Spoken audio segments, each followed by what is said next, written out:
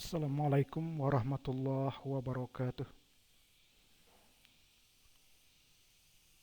Selamat siang, bertemu dengan kami kembali Arpendi STHI dalam materi Toharoh.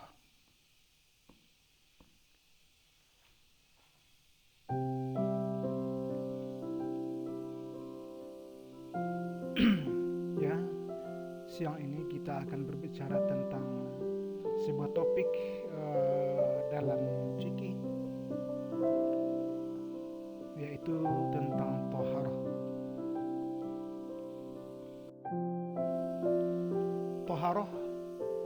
Toharoh, atau bersuci, Toharoh dari dua hal atau bersuci dari dua keadaan. Yang pertama, Toharoh bersuci dari najis. Yang kedua dari hadas. Kemudian najis itu dibagi kepada tiga. Ada yang dinamakan dengan najis mukhaffafah, mutawassithah, mughallazah. Sedangkan hadas terbagi kepada dua, hadas besar dan hadas kecil. Lanjut.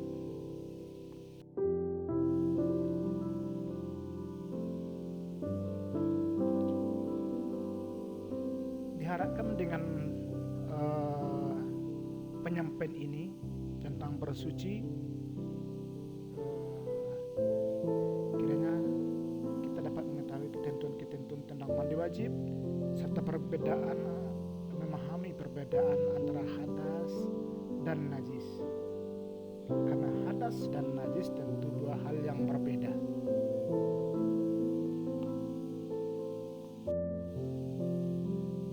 Kemudian yang pertama kita mulai dengan toharoh. Apa yang dimaksud dengan toharoh? Toharoh artinya menghilangkan hadas atau najis dari badan, pakaian, dan tempat. Benda yang dapat digunakan untuk toharoh atau untuk bersuci terdiri dari air, tanah, kertas, debu, batu, daunan, dan lain sebagainya.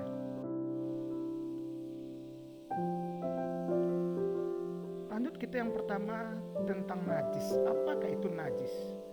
Najis adalah kotoran yang harus dibersihkan dari badan dan pakaian apabila kita hendak melaksanakan sholat ataupun ibadah.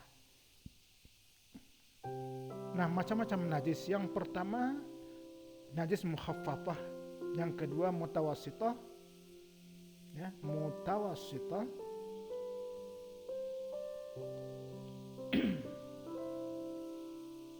Dan yang ketiga najis mughallazah.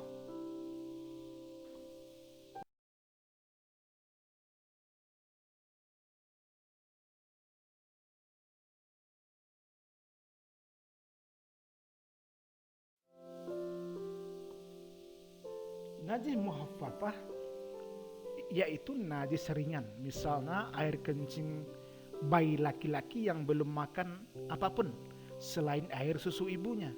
Artinya bayi sebelum dia berumur 2 tahun dan selama itu juga belum pernah minum dan makan selain air susu ibunya. Lalu apa yang kita lakukan ketika pakaian badan kita terkena oleh kencing bayi yang belum berumur 2 tahun? Bagaimana cara mensucikannya? Cara mensucikannya adalah sangat sederhana sekali. Cukup dengan memercikkan air pada bagian yang terkena najis itu. Kemudian najis mutawassithah. Apa itu mutawassithah? Mutawassithah adalah najis sedang.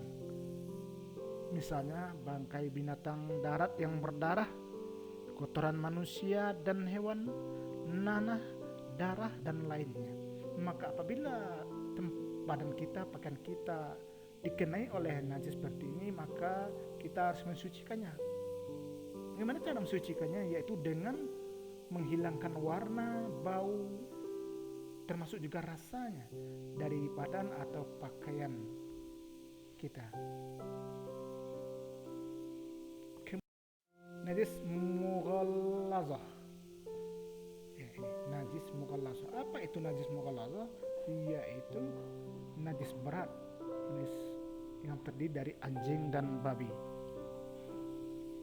Nah, bagaimana cara mensucikannya ketika pakaian badan kita terkena oleh salah satu bagian dari anjing atau babi, maka ludahnya dan sebagainya. Maka cara membersihkan yaitu 7 kali dengan air, salah satu antaranya dengan air yang bercampur dengan tanah.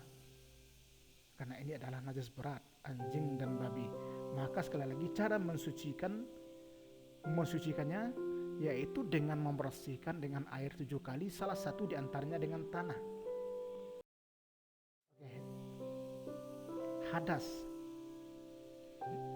Pertama tadi najis, yang kedua hadas. Apa itu hadas? Hadas adalah najis yang tidak terlihat atau hukmiyah, yang dapat disucikan dengan berwudu dan mandi. Dengan wudu, mandi atau dengan tayamum. Nah, hadas bagaimana najis? Hadas pun terbagi kepada beberapa hal, yaitu pada 2 hal, yaitu hadas besar dan hadas kecil. Lanjut, bagaimana cara membersihkannya? Yang pertama hadas, sebab hadas besar. Kapan kita atau seseorang dinamakan berhadas besar? Yang pertama ketika dia haid, nifas, junub, keluar mani. Haid bagi wanita yang telah balik, nifas habis melahirkan, junub hubungan suami istri, dan keluar mani bagi laki-laki. Maka ketika seorang mengalami hal ini, maka cara mensucikannya adalah, untuk bersih darinya adalah dengan mandi besar atau mandi wajib. Oke, berikut hadas kecil. Apa itu hadas kecil?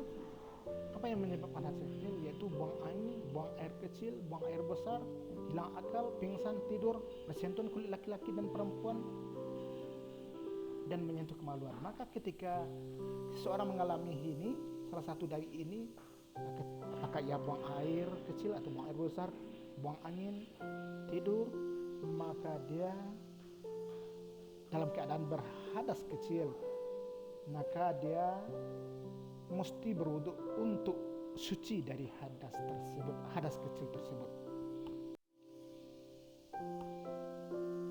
Nah, jadi cara membersihkan hadas: mandi, wudu.